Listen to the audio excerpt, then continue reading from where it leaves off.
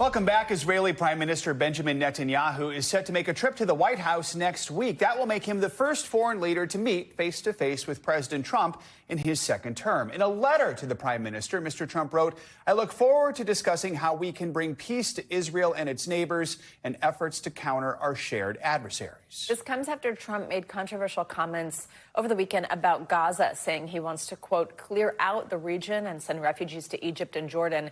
Comments that were welcomed by ultra-nationalist Israeli politicians. For more on this, let's bring in NBC News correspondent Daniele Hamamdjian, who is in Tel Aviv with the latest. Danielle, good morning. So just tell us what we can expect from this meeting between Mr. Trump and Netanyahu.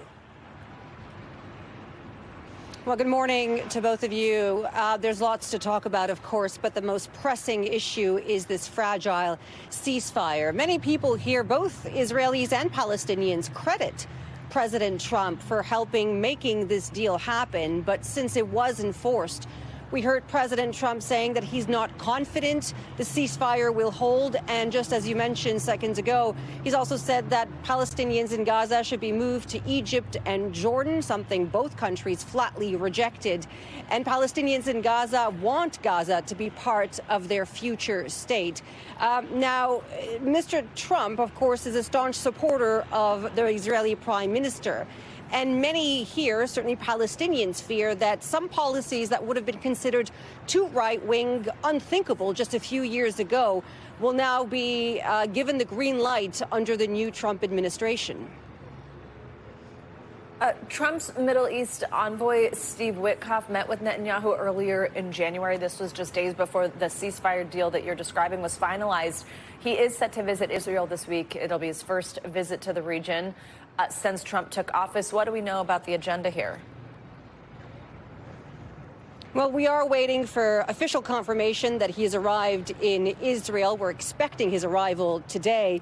The discussions will no doubt center around the second phase of this deal, which is still very vague, still very uncertain. We would see, potentially, if it goes ahead, the full withdrawal of Israeli forces and the return of all living hostages in exchange for some high-profile Palestinian prisoners. But keep in mind, there are some very loud voices within Benjamin Netanyahu's fragile coalition government who want the fighting to resume at the end of the first stage, even if it means sacrificing the lives of the remaining hostages. Guys? And Danielle, you've said the word fragile a lot. That includes the fragile ceasefire that does continue to hold, but we do expect to see more hostages released this week. What do we know about the Americans who are still being held?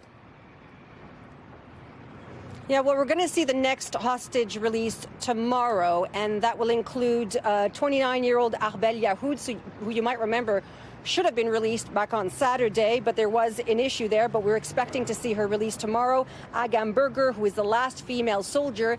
We could possibly see the first American released as part of this deal. Mr. Keith Siegel, who is in his 60s, a grandfather.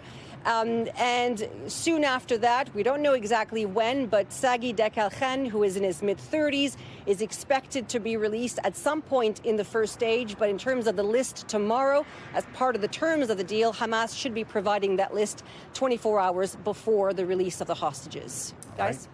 Thanks for watching. Stay updated about breaking news and top stories on the NBC News app or follow us on social media.